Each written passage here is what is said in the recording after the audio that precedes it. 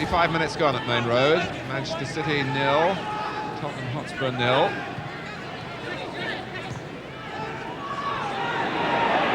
Gascoigne. Still Gascoigne. Still Gascoigne for Tottenham. It's a goal that Manchester City claim shouldn't stand because of a handball. But from Gascoigne's point of view, another marvellous solo effort. He got past Reed, came back off the knee, and it seemed to be taken on Gascoigne's chest. And he made the rest look ridiculously simple, when of course it wasn't.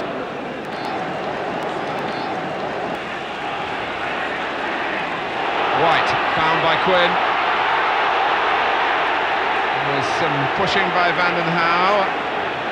Referee with an option to give a free kick or a corner, and it's going to be the free kick.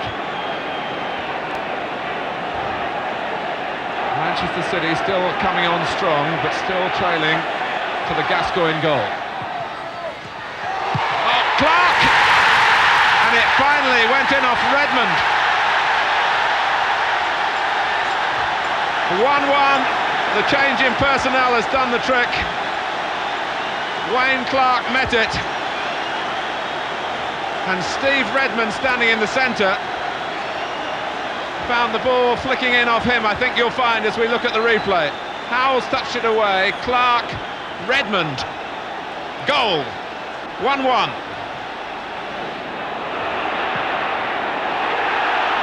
White, sweeping it wide for Ward. Tottenham backpedal, Mark Ward goes for goal. Niall Quinn looks for goal. Appeals for handball, not given. Megson. Reed. Brightwell, was that handball? The referee points after some thought. Tottenham go to him with their protests. The first one was turned down, and I'm sure rightly so. And then City kept on working. And Reed just slipped it wide here for Brightwell. Van den Hauwe and Walsh went across. A hand was raised. Mark Ward, 5 out of 5 from the penalty spot for Manchester City this season. But this the most demanding of all so far. He scores! Manchester City 2, Tottenham Hotspur 1.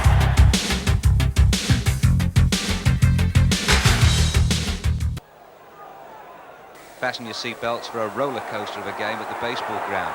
It all started after 11 minutes when Gordon Jury set up Kerry Dixon for the first.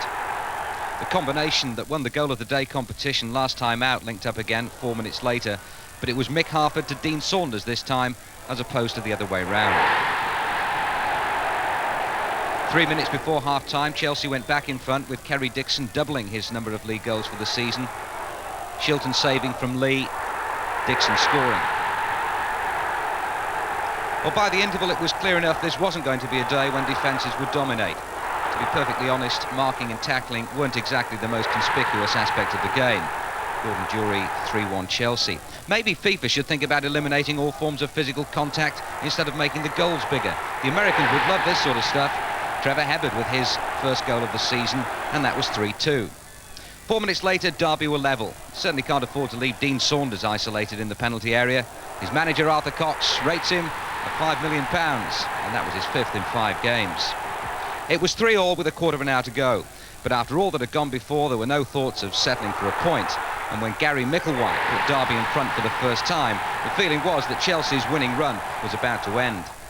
That feeling lasted for less than a minute, and Chelsea's equaliser came from a most unlikely source, the head of Dennis Wise, smallest man on the pitch. Well, you'd have no trouble convincing the American market about Chelsea's 5th. These are gridiron tactics. Dave Besant in the role of quarterback. Gordon Jury, wide receiver. The defence on the retreat, expecting anything but the obvious. Jury's a striker in form, and in-form strikers go for goal. 5-4, Chelsea back in front. And now in line for their 6th straight win in all competitions. Guaranteed when Graham Lasseau knocked in the game's 10th goal, 10 seconds from the end of an exhilarating afternoon at the baseball ground. Top against bottom at Anfield. Surprisingly, it took Liverpool over an hour to breach a well-organised Sheffield United defence.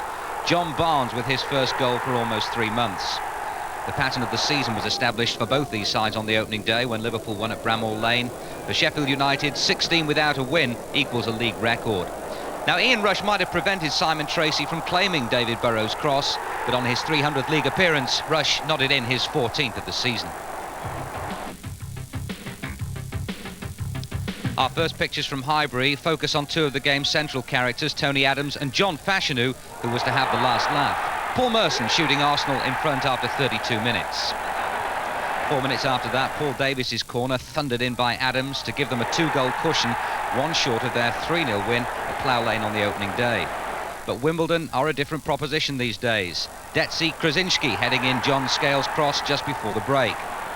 We move on into injury time and time to cut out the newly acquired frills. Fashanu's physical presence brought a hasty reaction from Seaman, and the big fella's 5th goal in 3 games, leaving Arsenal 4 behind Liverpool.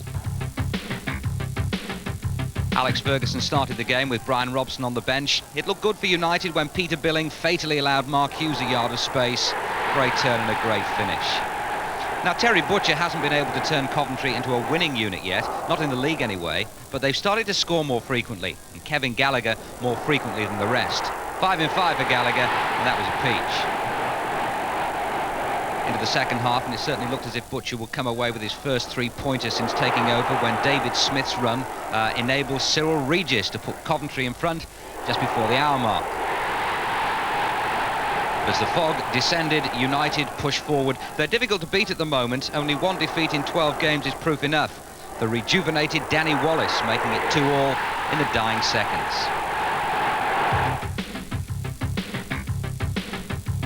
Back together again, Don Howe and Bobby Gould, hoping that their successful partnership at Wimbledon can be recreated at Loftus Road. But this was one of Forest's quick-thinking days. Slick, incisive. Nigel Clough's 7th goal in 6 games, giving them the lead. The Rangers had lost their 8 previous games, but when Roy Wegley was flattened by Stuart Pearce, there was a glimmer of hope. Wegley's 13th of the season. Now, Gould has introduced wrestling into Rangers' training curriculum. He's always been an apostle of the try anything, see if it works principle, but they had to submit to Forest's greater versatility on the day, which came by way of a Stuart Pearce special, 2-1 Forest.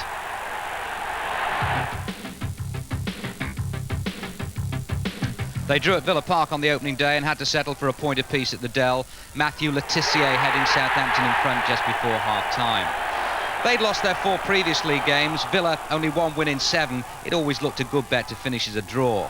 Nothing really sinister about Barry Horn's challenge on Tony Daly there, and a penalty looked a bit harsh. But Villa haven't had too many breaks of late, and David Platt was delighted to tuck away his 13th of the season.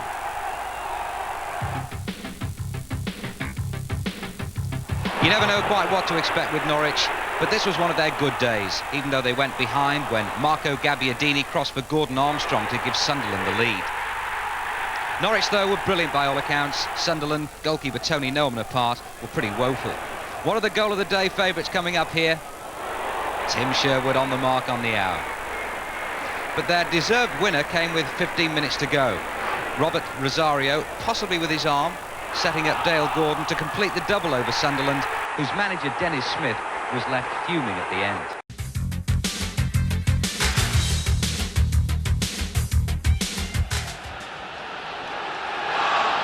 McAllister shots.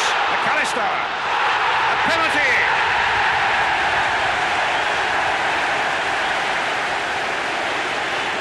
It was Edwards shoving the back on Gary McAllister. And it'll be, no doubt, Gordon Strachan, who scored twice from the spot this season for Leeds United. So, an interesting little confrontation here. Kenny Gordon Strachan against arguably one of the very best goalkeepers in the whole of the Football League. Experience against experience. And 1-0 Leeds United.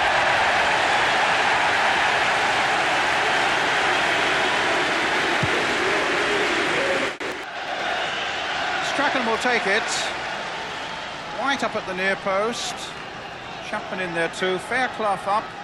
And Sterland up. In fact, it's Sterland's header. And it's in there by shot number 2.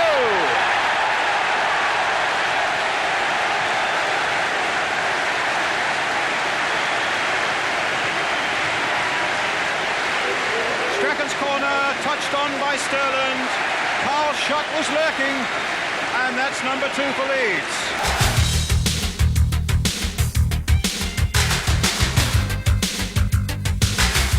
A trio of Palace players returned from international duty with England B and Algiers after glowing reports. Goalkeeper Nigel Martin and captain Jeff Thomas staked claims for future full honours. Star of the show was striker Ian Wright. Against Luton, though, it was his partner up front, Mark Bright, who opened the scoring with a well-placed header. In the second half, Wright might have had a hat-trick to add to his 10 goals already this season. Time and time again, though, he was thwarted by the Luton keeper, Alec Chamberlain. Unfortunately, Luton's forwards were equally unsuccessful. All Chamberlain's heroics were for nothing, and Bright's first half goal was enough for all 3 points.